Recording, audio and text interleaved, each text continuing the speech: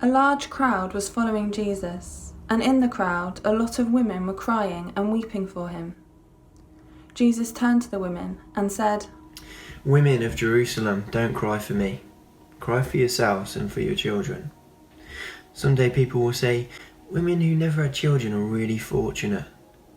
And at that time, everyone will say to the mountains, 'Fall on us.' They'll say to the hills, 'Hide us.'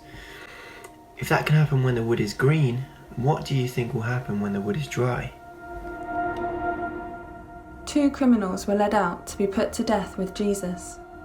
When the soldiers came to the place called the Skull, they nailed Jesus to a cross. They also nailed the 2 criminals to crosses, one on each side of Jesus. Jesus said, "Father, forgive these people, for they don't know what they're doing." While the crowd stood there watching Jesus, the soldiers gambled for his clothes. The leaders insulted him by saying, "He saved others, now he should save himself if he really is God's chosen Messiah."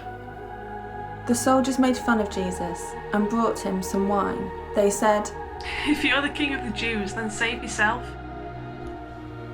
Above him was a sign that said, "This is the King of the Jews." One of the criminals hanging there also insulted Jesus by saying, "Aren't you the Messiah? Save yourself and save us!" But the other criminal told the first one off. Then he said to Jesus, "Remember me when you come into power." Jesus replied, "I promise that today you will be with me in paradise."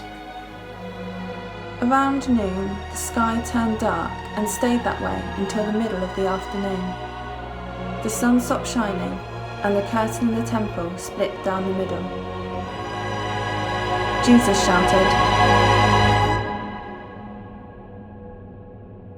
"Father, I put myself in your hands."